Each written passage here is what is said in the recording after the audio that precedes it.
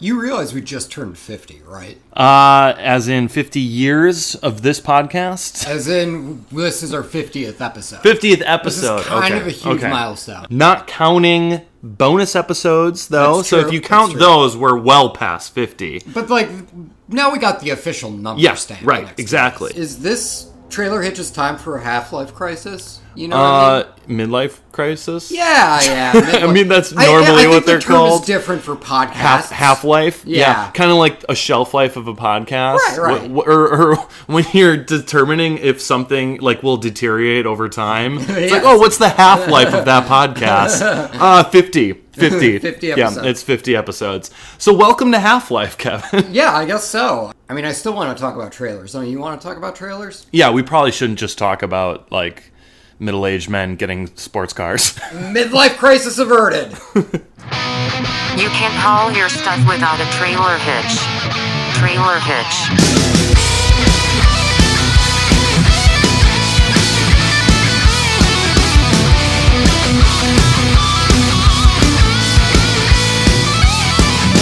Turn the lights and grab a seat. Pour yourselves a whiskey neat. It's time to judge the shit out of these future releases by the movie trailers. We're trailer hits. This movie might totally suck, but the whiskey sure is going down fine. Yeah, we're trailer hits.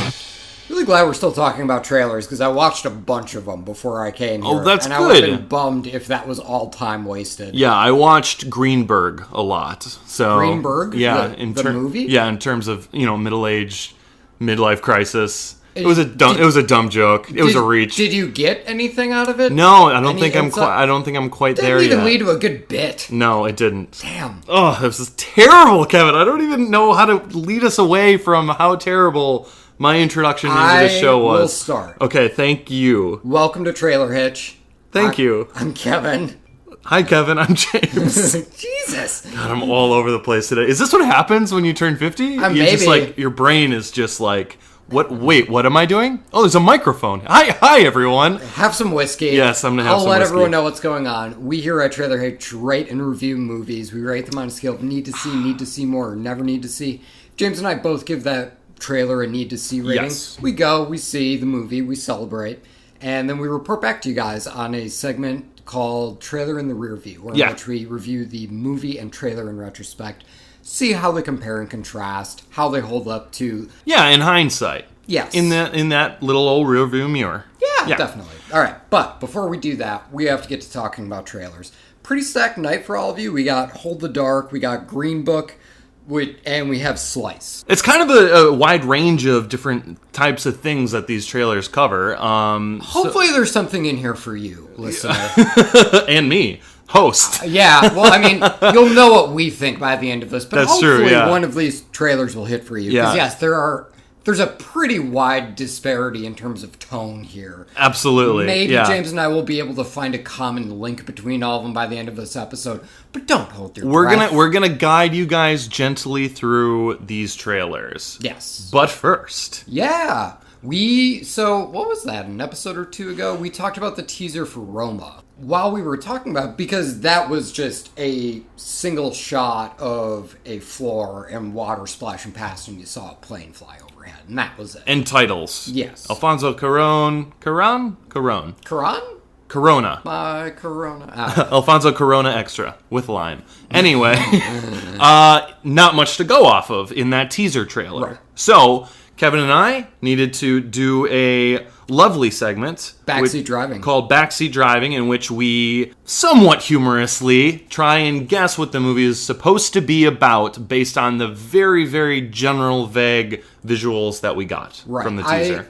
I said it was about a janitor getting roped into a kidnapping ring. James said it was about a kidnapper just falling into janitorial work. Yeah, on the side. Yeah. And then probably, liked the lifestyle a little bit better. And maybe learned something along the way. About himself. Like a character arc. We don't know. Right. Him or herself. Yeah. We're equal opportunity here. Or, ladies, if you want to be kidnappers, go for That's right. Yeah, no one's stopping you. Except the government. Yeah, it is illegal. Yeah. But we have a full trailer of Roma now. Yeah, we do. We have a teaser. It's considered a teaser, sure, but it's way more I substantial. instantly take back what I said about a full trailer. Right. It's another teaser. It's longer. It has more than one shot. We get more. So let's... We're basically just going to see how we did Backseat Driving. Yeah. We're going to take a look, see if we crashed. We're going to see how this ended up looking. See if it's a good idea.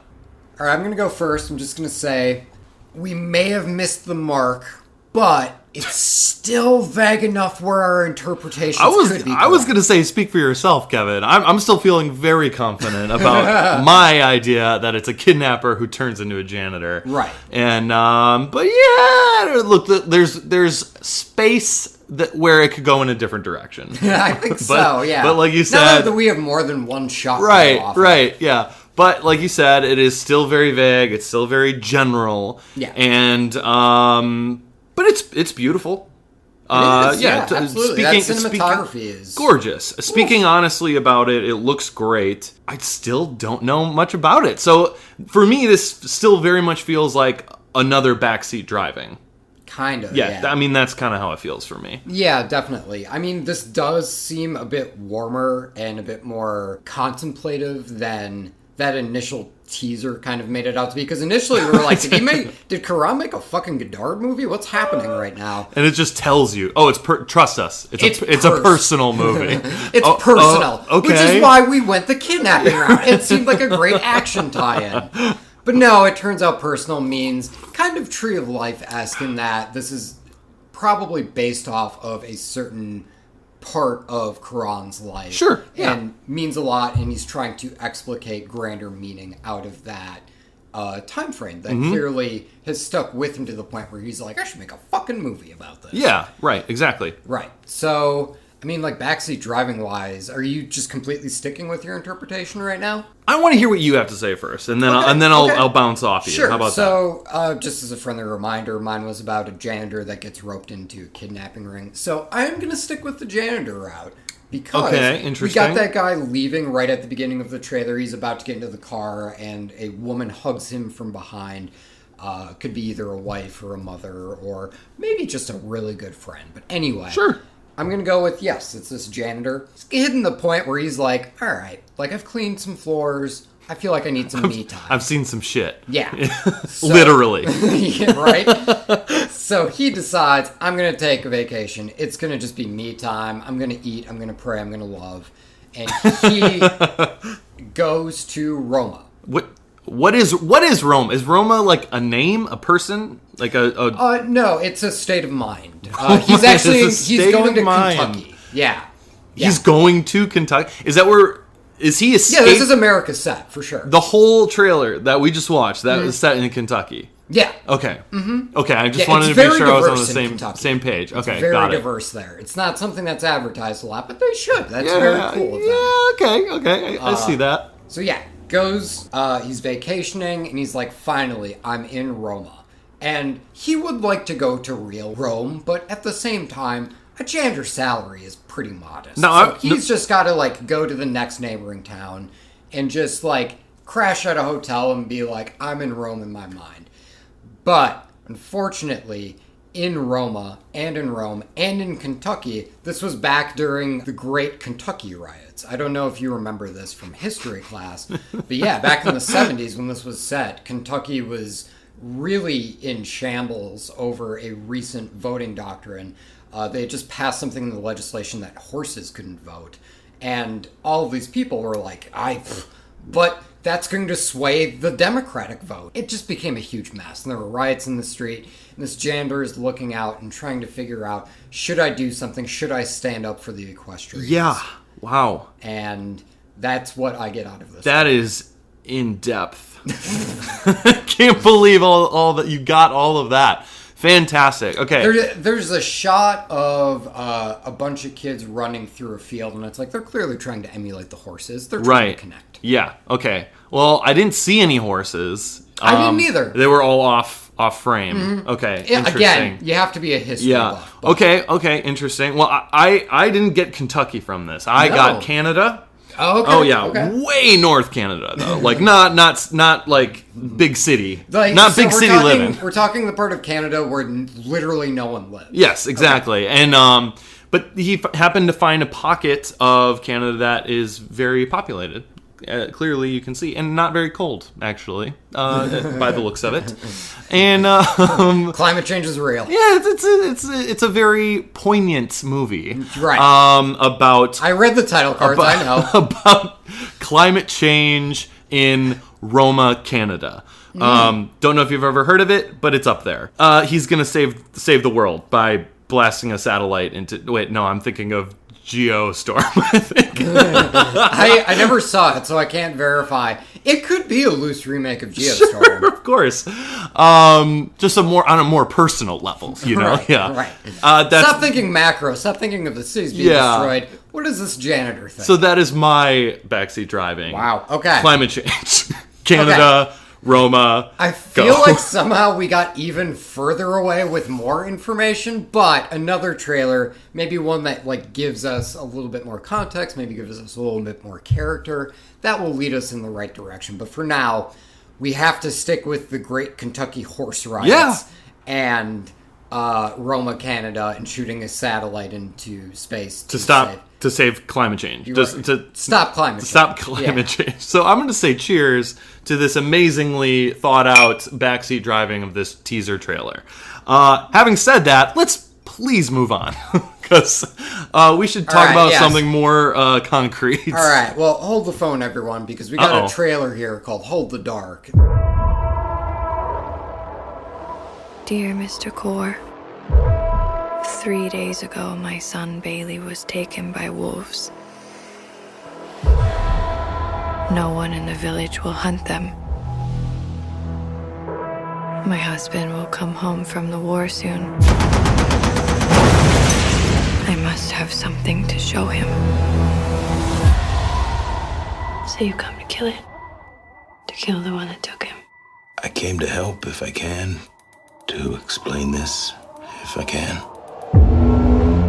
And after that trailer, I'm hungry like the wolf that ate that kid. Anyway, this is Hold the Dark. It is directed by Jeremy Saulnier. I'm a huge fan of this director's work. I never really knew how to pronounce his You're last not name. a huge fan of his pronunciation of his name. Come on. Anyway, written by Macon Blair. This is starring Alexander Skarsgård, Riley Coe? I never really knew how to pronounce her last name either. There's a lot of hard surnames in this. Jeffrey Wright, I got that, yep. And Macon Blair. A random shout out, because we here at Trailer Hitch, we believe that the top billed actors tend to hog all the credit. Yeah. We like to shout out a lesser known cast member. Absolutely. We like to find someone who usually doesn't get shouted out. So I'm going to shout out Michael Tales, who plays Clerk. Hey, Michael, good job, bud. You're in a movie. Check out his job at the clerk counter guy. Hey. Yay! All right. Yeah. Hey. Okay. Thanks. All right, so this is Hold the Dark. So this is about Jeffrey Wright's character gets called to the wilderness somewhere. We're in a remote location, very snowy. This woman writes to him to say that her son was taken by wolves, and she wants these wolves dead because her husband is coming back from his tour of duty in the Middle East. And she wants to be able to say, look, I avenged our kid's death. Now, I'm just going to stop you right there. Mm-hmm. I had to watch this multiple times before I finally caught on that the kid was dead and everyone knew it from the get-go. Right. I'm serious. Like, the first time I watched it, I literally got through the entire trailer and I still thought this movie was about Jeffrey Wright trying to find the kid before, the wolves, I don't know, actually eat him. I don't know. Or, take him shopping to somewhere that's not appropriate for the kid's age, maybe. Spencer gift. There's a lot of opportunities that the wolves can do anyway. Right. I didn't know. It wasn't until the second time I watched it that I paid attention to the mother's phrasing of, when my husband comes home, I need something to show him. Mm-hmm. The second time I watched it, I was like, that's a weird way to say your son is safe. Which, she's not saying that. She needs proof that her son's Vengeance! death was avenged. Yes. For sure. Yeah. I didn't catch on, and I kind of felt a little silly Well, the thing that I didn't catch on to the first time was it appears as if there's either a cult or just a group of masked murderers that is hanging out. And I'm getting the inference that they are the ones that are actually doing the killing versus the wolves. And, like, granted, the wolves are probably fucking around and eating some kids too. But there seems to be this underlying human threat too. That's where the whole savaging thing comes from. Yeah. And, like, the first time I watched this trailer, it took me a little bit to be like, wait, who's that fucker in a mask? Okay, why is, like, the husband who's come back from war stepping into this room? Is he one of these masked people? I will readily admit that this trailer, from an editing standpoint, is muddled. Like, it took me, I think, 3 or 4 watches before I really felt like I understood it enough where I felt comfortable introing it and going through a little mini synopsis for this episode. Absolutely. It was... There's very cool, good things in the trailer. The ending quick cutting montage, I think, is really well accomplished. Which goes along with the mother's voice basically saying, like, kill it, kill it, or something like that. There's great things in the trailer, but you're right. Overall, there were parts of that trailer that I don't really understand what happened. Like, do I need to watch it a third? I shouldn't have to watch it a third time to understand. Right. I should have, the third time I watch something should just be because I loved it that much. In this one, it was more just like, I watched it that first time and it's like, I need to watch that again. I think I missed something. Yeah. And then I watch it again. I'm like, okay, I got everything, but it's just confusing. It's a little hard to follow. It's very hard to follow. But yeah, and I think making it a little cryptic, if the kid was like, they know the kid is dead off the get-go, is already muddling your, like, intent of what's happening. So that started you off in the muddy waters, and then it got a little bit more confusing here and there with certain visuals and stuff. I will say, from a mood standpoint, Yes. From an atmospheric standpoint, I did find this effective. I was definitely liking the mood and the eeriness of everything. I thought that the cinematography that's present in this trailer was really strong too. The use of shadows, I think, is like A+. There was a movie that came out recently with Jeremy Renner. Wind River. Thank you. Yep.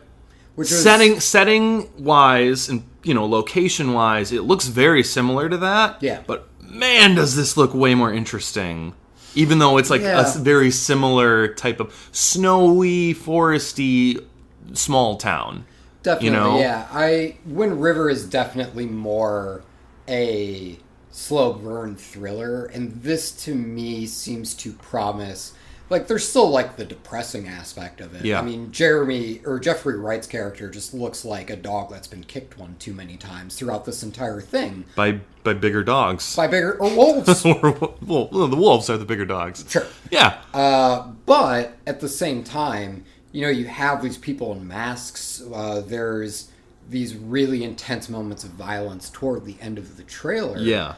And I definitely get the vibe that this is kind of like Wind River, but if it had a harder punch behind it. Well, and like you said, the cinematography is also way more interesting than Wind River. Yeah. Both about murders, both about small towns, cold. Snow! Snow, yeah. That is something I will point out. It's really brief, but I love the shot where the guy shoots the arrow and it hits the snow and then blood comes out. Seemingly just a snowbank. Yeah. But blood Clearly comes out, someone was underneath that snow. That's very striking. It's Yeah. a very good shot. Archery-wise and camera-wise, it was a good shot. Yeah, I will say that I like the back half of the trailer far more. Once it gets going, Absolutely. it's, I think, really strong. Yeah. But the setup I found to be a bit lacking. Yeah. A little bit confused. I totally agree with you. I think once you get to that back half and you start getting into the more montagey stuff, you can do the muddy, confusing, out of context. Crypticness. Yeah, Yes. the cryptic, out of contextness there that works better in like a montagey type thing near the end of a trailer. But when that beginning setup, you got to be a little bit more streamlined, a little bit more focused. But yeah, I loved this director's last film, Green Room. Yeah. Fucking over the moon about it. It's so good, so messed up in the best way, and very simple. It's a very simple movie. Yep.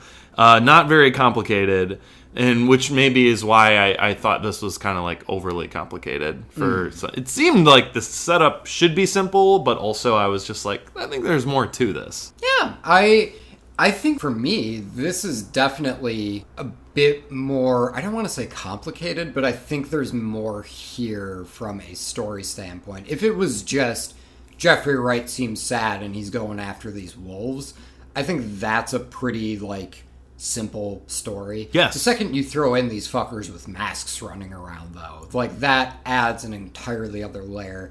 Having this guy come back from war, and similarly being, like, really intense, and can you raise someone from the dead? No, sir. Well, then I have nothing to ask you. Yeah, And like, then what the good next are shot, you see him, he's, like, grabbing a bow and arrow and fucking shooting snowbanks and killing them.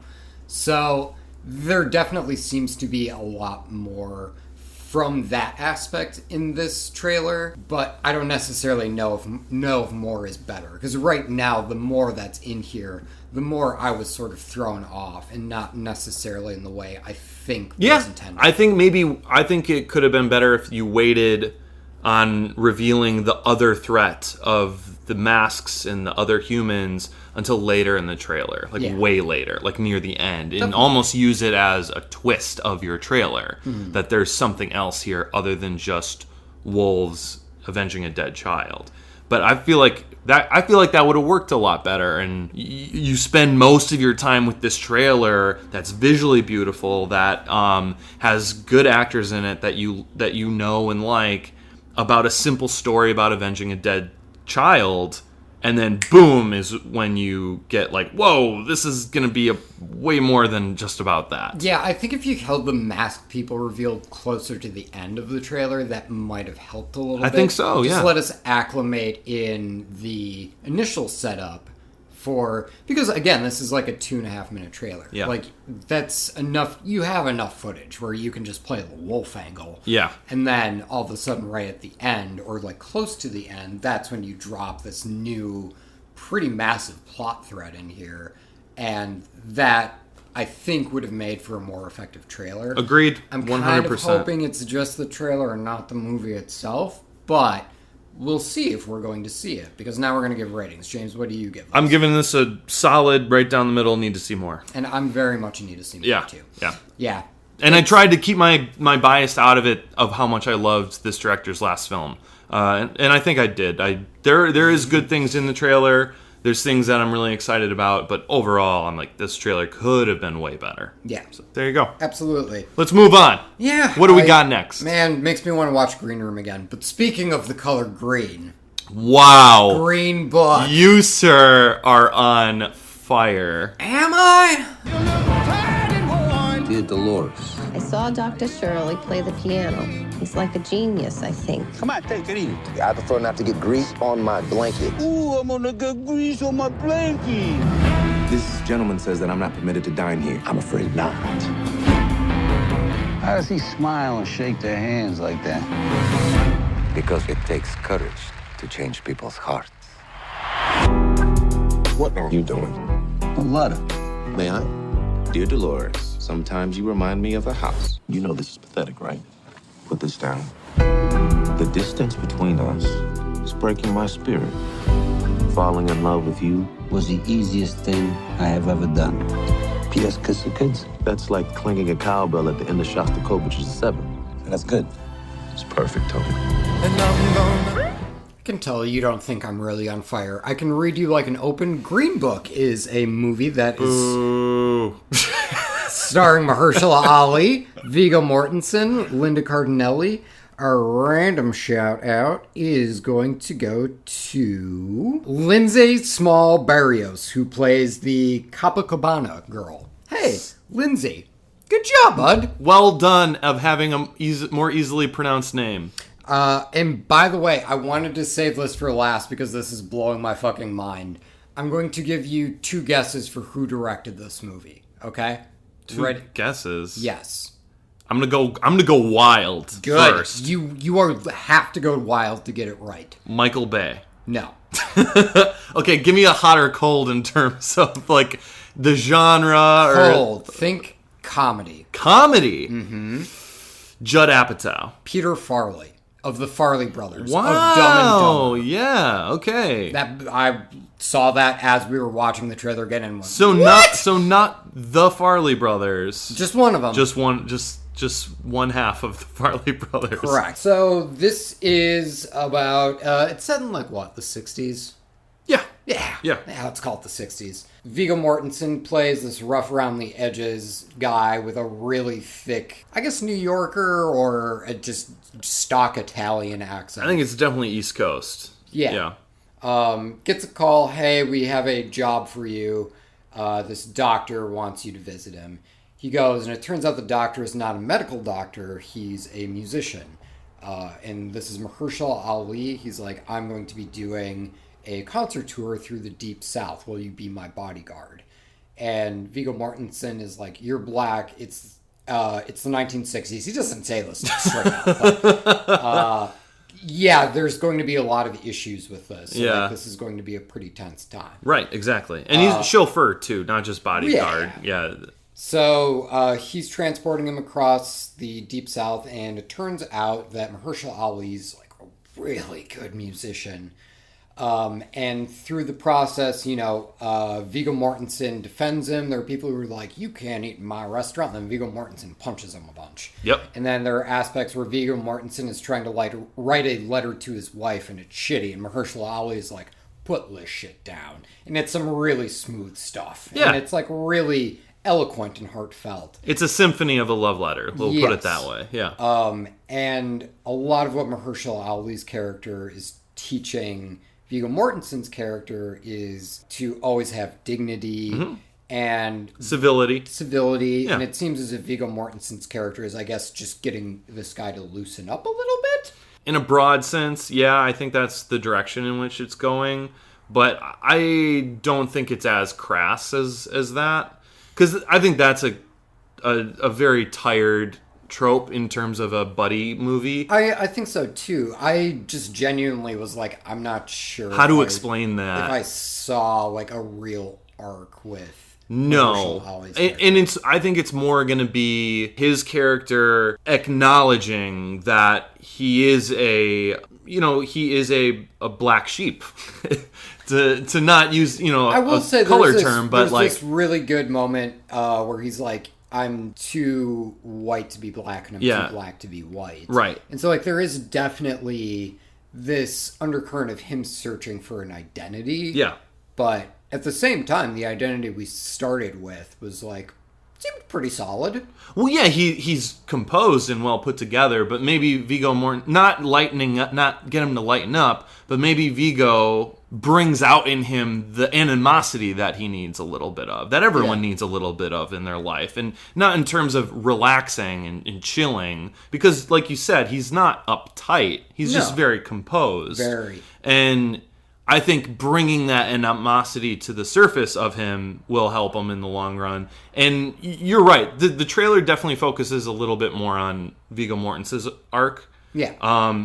But I think there was enough in it to convince me that it will be focusing a lot on Mahershala. How well it does with that aspect remains to be seen. Yes. So there you go. Based off of the trailer, how did it work for you? Did you like this? Yeah. Issues, qualms? Well, I mean, like I said, in a more general term, this is something that like we've seen a lot of in general. Like there's a lot of movies about pair these two people together. They're gonna clash. They're gonna butt heads because of different backgrounds or whatever. And then throughout the movie, they grow to really like each other. And it's a road trip movie. Hell, it's like, hey, Tommy Boy is that. It's like these two people that don't get along and they clash. And you shove them in a car together. You put them across country. And by the end of the movie, they're best friends. They're thick as thieves, man. I mean, it's sort of the opposite arc, but that is kind of Dumb and Dumber. Yes, it's exactly Dumb and Dumber. Yeah. Hey, Farley, I know your game. What are you doing? Hey, if you find something that works, stick with it. And we're talking Dumb and Dumber Farley, not Chris Farley from Tommy Boy. I know we're getting confusing here, guys, but You're confusing me. What's your point? Anyway, there was no on. point. My point is I really enjoyed this trailer. In spite of the fact that I feel like I've seen this kind of thing before, the performances really elevate it to a level of I cannot wait to see these two blossom into a friendship. I legit was just like, every time Mahershala Ali was on screen, I was like, he's killing us. Yes. He is killing every single frame of this. Yes. I believe every ounce.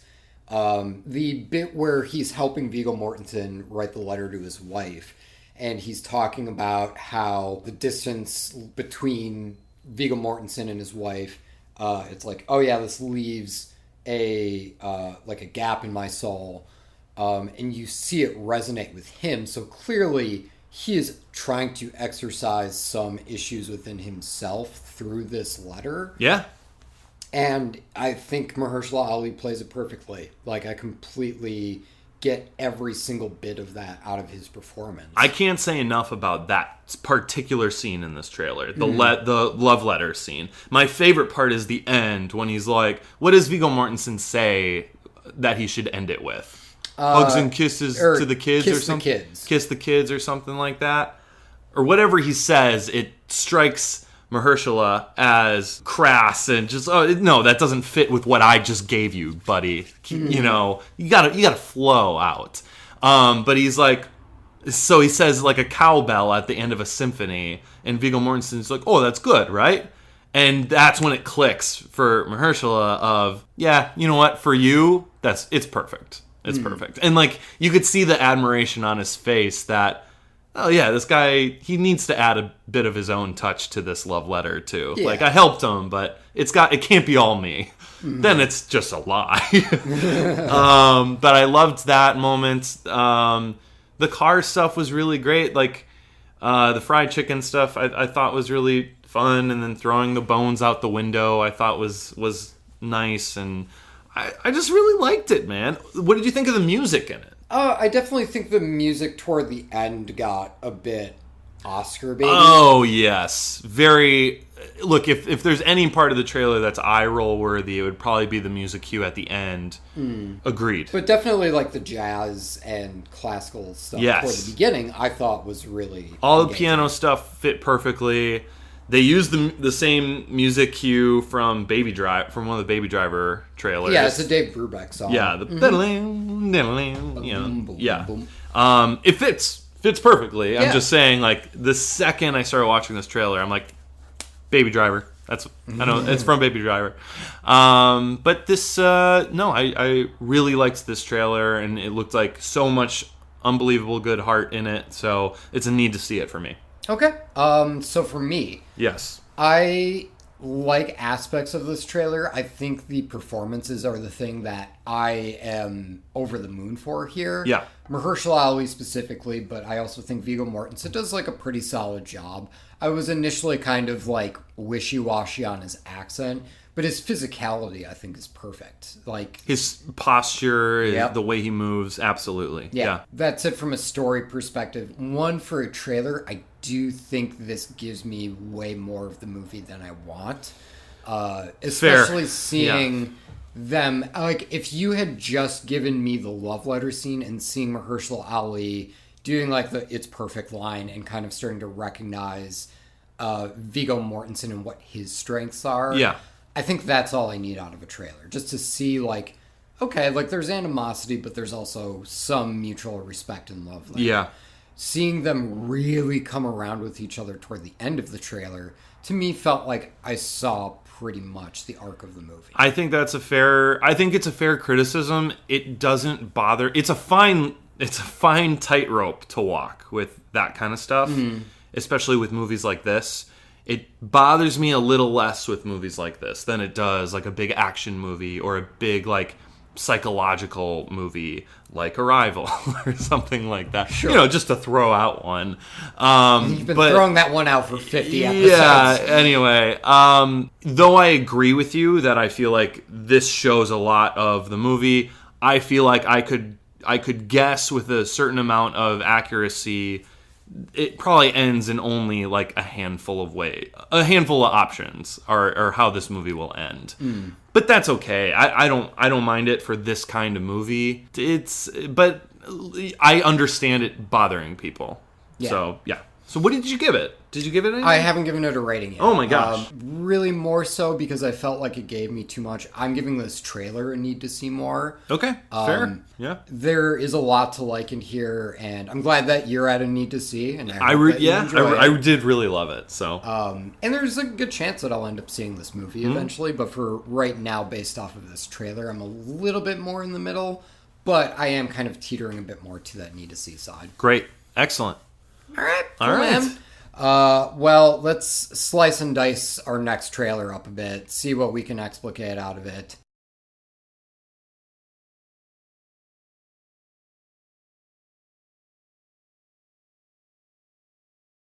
Werewolf came back to town.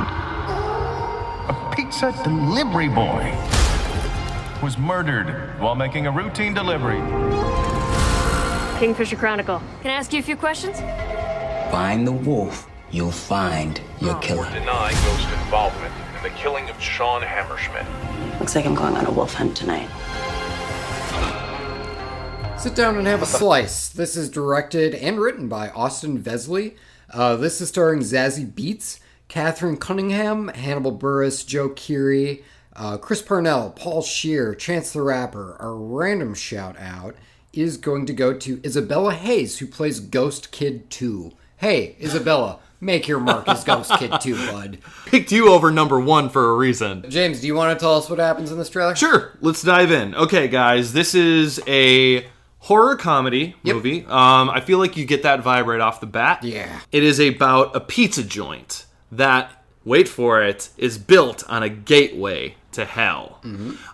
So that's kind of the setup. You get that a little bit later in the trailer, but how it leads you in is the pizza delivery guy is doing his job when his throat gets slit. Yes. Right? And boom, we're in. We're finally into where this trailer is gonna go.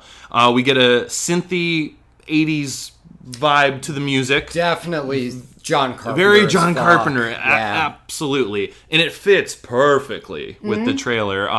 The color palette of the movie looks really vibrant and fun. The first image of the woman in the car, she's just bathed in this green light. And it's really striking. And it's dark. A lot of the time it's dark. Like, there was a couple daylight scenes, but for the most part, it's very dark, but the colors popped so well even in the dark. So that was really cool. That the pizza delivery guy dying is just the catalyst. And then we get into a newscast reporting on the death of this pizza delivery guy. And then we get a couple more characters introduced to us. The female lead puts on her pizza delivery jacket. She clearly works for the joint.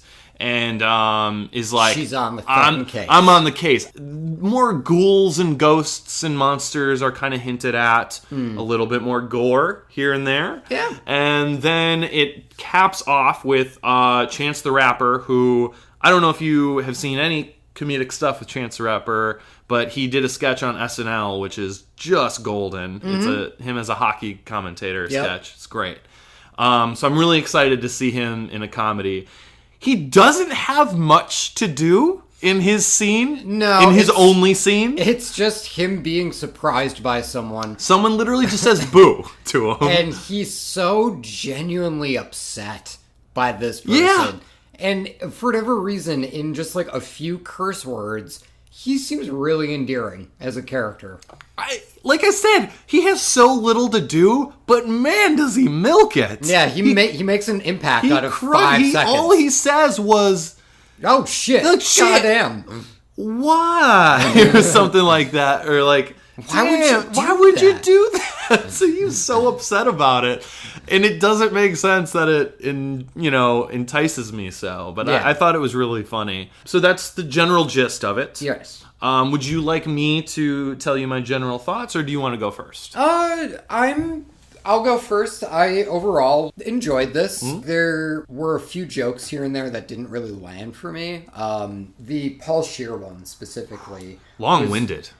A, it's long-winded, and B, that's a Simpsons joke. I mean, I'm sorry to be the Simpsons did it guy, but really? That's like one of my favorite Simpsons jokes. Yeah. Like, just botch it. Really hurt. See, it didn't even feel like it was similar because it was so unfunny. Maybe it was the fact that it was so unfunny that I didn't even connect it to the Simpsons joke. But it just is clunky and long. It's clunky and long. This trailer definitely leans hard into cursing too. It's very much I wouldn't say it's as bad as say the Happy Time Murders. That's an example of a trailer where it's like, oh, you were just selling me on the fact that this movie says the word fuck a bunch. Right. I wouldn't say it goes that far, but it was hitting the point where I was like, okay, it feels like every other line has a curse word. Yeah. I'm like, I get it. That's not the selling point. There's enough But there here is enough here outside of that. And I think you that's don't what need helps. it. Yeah. I agree with you, totally. Now, that said, the things that I like about this trailer, some of the comedy does land. We just talked for quite a while about Chance the Rapper's bit. Yeah. I do like Hannibal Buress's one-off line. I do think that the main female lead is going to be a really interesting and fun character. I do wish I got a little bit more from her from this trailer, but, and I think I've mentioned it a few times on here, I've been to the New Beverly here in LA, and they show trailers from the 70s and 80s, and they show a lot of Grindhouse trailers. Yeah.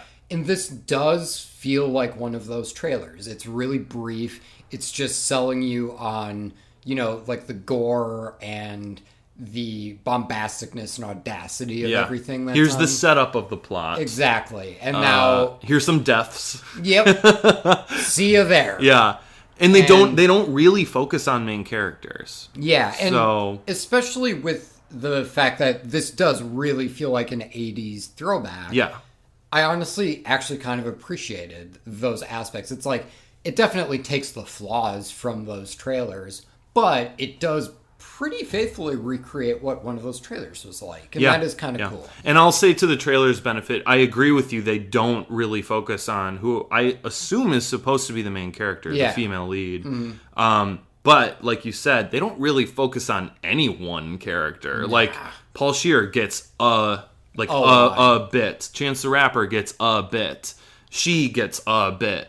It's just kind of goes back and forth. I mean, really, the only person who gets multiple bits, I guess, if I keep using the word I was using, is her. She does. She puts on the jacket. The dude from Stranger Things. The dude from Stranger Things or both seasons. Yeah, Steve. Steve from Stranger Things. He also gets he takes a photograph. I get the impression he was a photographer. He gets to say, "What the fuck?" or something like that.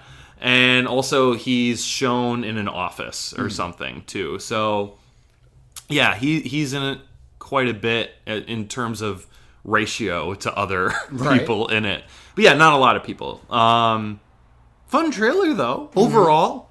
Yeah, I did dislike everything that you said. No, just kind of okay. Didn't laugh at certain things, but overall it's Grindhouse. It does it well. Fun synth score, visuals are great. Yeah, I think it could have been better, but at the same time, it's still really solid. So yeah, and I was happy with what I got, so I'm a need to see. You're a need to see. Oh, see, I was literally gonna say I'm a need to see more. Oh no, because of that. Yeah. Okay, I'm sorry. All right, no, that's fine. We agreed on everything, and then it's just different answers. Oh, okay. Yeah, I mean. And again, I think it's just because the stuff that's there I do like, I'm really a fan of, and the stuff that's missing, I'm not as crazy about. But this seems like this is going to be a really fun time in a theater, specifically. Yeah. Versus Green Book, for example, I'll probably watch it at home, and I'll probably walk away from it, and at the very least be like, well, they were really, like, Mahershala Ali and Viggo Mortensen were really good in it. Right, okay. Whereas this, I feel like even if it's not great, would just be a fun theater experience. And given that our rating scale is getting to a theater, that's why I would give this a slight edge. Yeah, and because of those exact same reasons is why it fell a little short for me. I would, I'd have a good time renting this one, but going to a theater, I'm like, I'll probably see something else instead. That's fair. I would see Green Room, not Green Book. I would rather watch both, yeah. I would rather see Green Book over Slice if I had to choose between the two. So that's kind of how I broke it down. So there you go. Yeah. All right, very cool. Well, I mean, I think that about covers it, unless... Are you thinking what I'm thinking? I'm always thinking what you're thinking, except not really ever. But so why don't you just tell me? Can you read my mind right now about what we're about to do here? It depends, Kevin. Are you a man? I am. Then no, I can't. Are you saying you don't know what men want? I don't know what men want. You're just gonna have to. Well, you're in luck because that's our surprise trailer at the end of this episode. We're going to be talking. We have a fourth trailer? We sure fucking do. Oh my god, who knew? I mean, we knew. We knew. Yeah, we knew coming into this. All right, this is what men want. I'm so sick of this boys' club. Every day is payday. You don't connect well with men. Just stay in your lane. I don't trust women who don't get dudes. Like I don't trust a man with no eyebrows and too many keys. I know someone you should talk to. I can help you connect with men. Why don't we have some tea? This smells like dirt. Oh, that's just jasmine tea. If you don't count the weed and the peyote and the crack.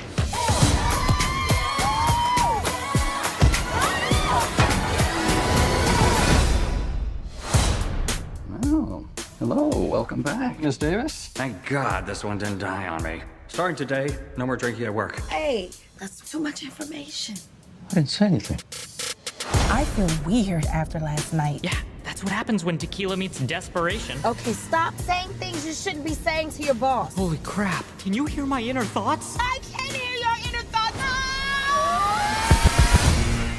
I'll tell you what I want. This is What Men Want. This is directed by Adam Shankman, written by Nancy Myers, starring Taraji P. Henson, Pete Davidson, Shaquille O'Neal, Tracy Morgan, Erykah Badu. A random shout out is going to go to Malik Big League Smith, who plays the sports agent. Hey, Malik, good job, bud. You're in a movie. Well done, well done. Hooray, applause, audience, cheers, all that kind of stuff. Absolutely. So, Taraji P. Henson plays a woman who is in like a pretty highly competitive office job. Field, yeah. She desperately wants the promotion, and a man is picked over her.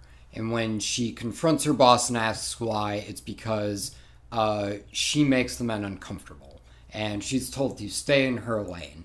Now, we here at Trailer Hitch, we're PC as fuck, so we're going to come right out and say it. Fuck the patriarchy. We're on her side now. That's right. That's what this whole movie's about, and that's why we're reviewing it, maybe. So she is talking to her friends who are like, oh, we can help you kind of understand men. And she visits this psychic and drinks this tea, hallucinates a shitload, gets knocked out at a party, comes to in the hospital, and now all of a sudden she can hear the doctor's thoughts. And now she can hear all of the men's thoughts around her, including that of her assistant, including that of the valeting guy, but also including that of her coworkers. And she's able to use some of those thoughts to her advantage. Right, yeah. And that is the basic premise of the movie. James, what did you think? So this is a completely original concept. It's never been done before. No, Kevin, I was leaving you open to correct me. That is not correct. This is a gender swap remake of What Women Want, starring Mel Gibson. Yep. It's a movie that I kind of enjoy. I'm not gonna lie. I liked that movie. It's a romantic comedy. Never seen it. And I like romantic comedies. And There you go. I thought it was charming and fun. But we're not talking about that movie. We're talking about this movie. Mm-hmm. And what I thought about this trailer, overall, in a broad sense, was it was fine. inoffensive. I didn't laugh a whole lot during it. They're definitely going for... This trailer is selling it more as a straight-up comedy than, say, its predecessor, which was a romantic comedy. Mm-hmm. It's like, this is a romantic comedy. Yeah. This one is more in the ballpark of just straight-up comedy. Screwball comedy, yeah. Men think a lot of crazy things. I hear. That's what I've been told. And think all the time. Sure. So I'm sure there's going to be a lot of zany, wacky things that she overhears. Mostly, like, just stupid things. Like, a lot of people are thinking it's going to be just, like, men's minds in the gutter all the time. But honestly, it's probably more along the lines of Tracy Morgan's thought processes in this trailer, which is, am I smelling toast? Like, did I forget? What was I doing just a second ago? Mm-hmm. Oh, I should really, like... dust that corner of the room. I never dust that one corner of the room. Just like stupid stuff. Very uninteresting, I would imagine, to tap in on a man's brain. I thought the lead actress was good. Like, I don't think she's playing it too over the top, which I think could be a slippery slope with a concept like this and the kind of comedy that it's clearly written as. I thought she does an okay job, and we don't really get much from any other people. We don't get much from her girlfriends. Nah. We get a little bit of Tracy Morgan. When he was introduced in the trailer, his audio is just so, like, messed up. It's so weird, and, like, it doesn't fit his mouth moving. And then most of it is happening when it's turned away from him. It just was weird. So I didn't like that aspect of the trailer. The music was mostly forgettable. I didn't really laugh at a whole lot. So, and when you're selling this as a straight up comedy, that's not the best of signs. Kevin, I can't read your mind, so why don't you tell me what you think? Ooh, for the most part, I'm more like, on this. It definitely strikes me as like a pretty classic comedy in the sense of like 90s or like that early 2000s style where it's just like, let's take this one sort of wacky concept, put someone sort of endearing at the center of it, and have them just like ham it up as much as possible. Yeah.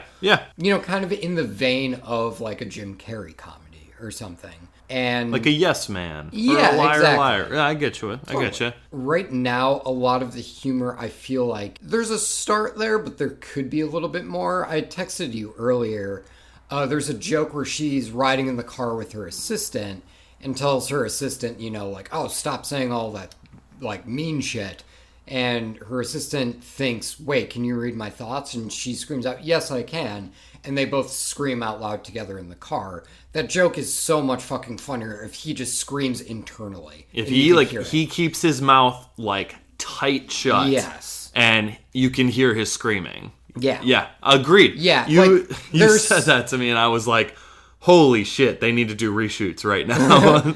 There are just like certain jokes like that where it's like, it's almost there. You know what I mean? Like, there could be something, but... And I mean, the stuff with, like, smelling farts and all that sort of stuff, like, that's all, like, fine. It's and I'm not funny. Yeah. It's fine. It's not funny. I'm not expecting, like, a shitload of depth or anything like that. Right, yeah. But I mean, like, even jokes where it's like, men will often say things like, oh, I'm not thinking about anything right now.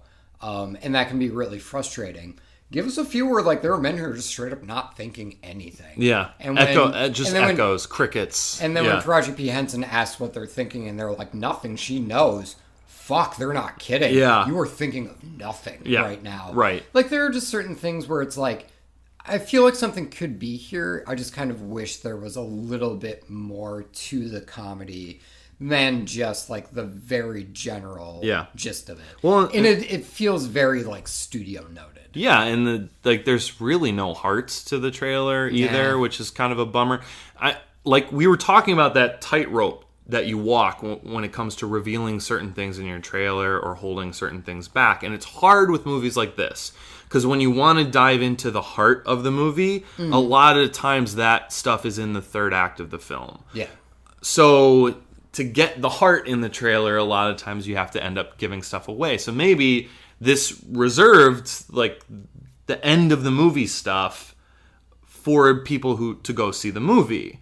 But in that fact, you kind of don't get as much of a heart in it then. It just, like, you don't get a sense that any of these characters are going to go through any changes or even need to go through any changes. Like, I didn't get the sense that she needed to learn a lesson. Yeah, Did you? No, and I don't think she's really growing as a character. It's just her obstacle is she wants to be promoted at work, but she can't because she's a woman. Yeah. And now that she knows what men are thinking, now she has like a better shot at getting what she wants. I think the concept for the original What Women Want is infinitely more interesting because it is a chauvinist asshole man who thinks he knows what every woman wants. Like, that is the point. He's like a horrible human being who like treats people like shit, and that's the whole point. When he gets this power, he thinks it's a superpower, but really it's a life lesson for him to not be such a shitty person because he doesn't know what women really want,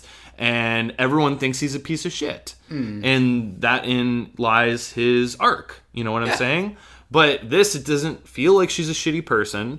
No. It just feels like she doesn't get the opportunities that she deserves. Right.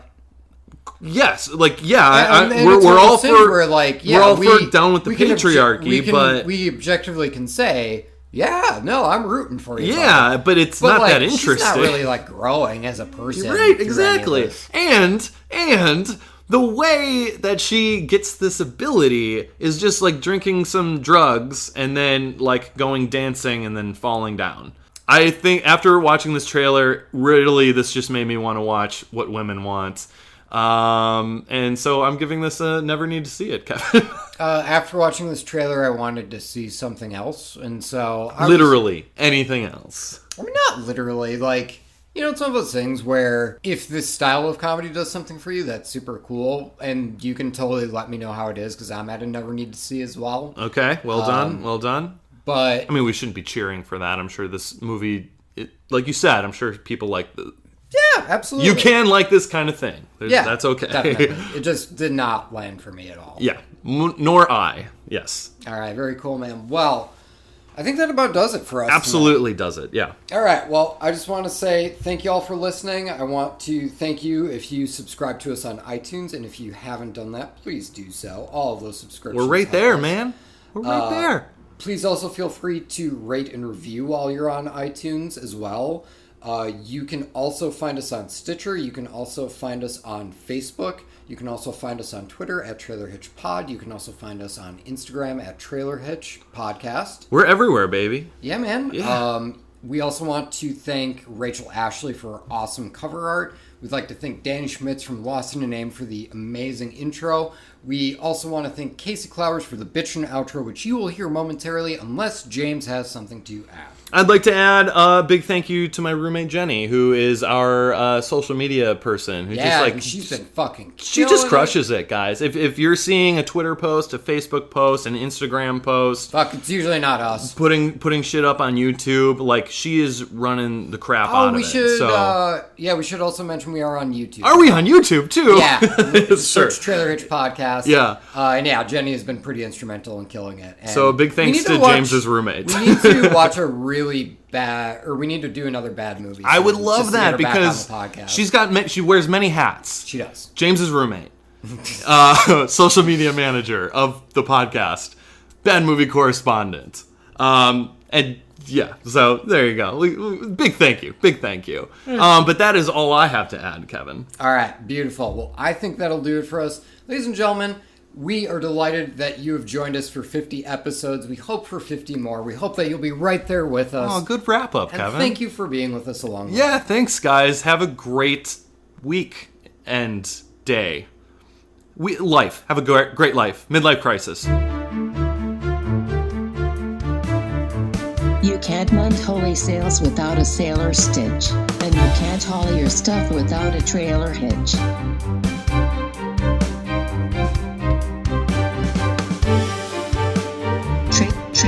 Trailer hitch. All right. random shout out is going to go to... Sorry, I saw someone who was like, I'm not going to be able to pronounce it.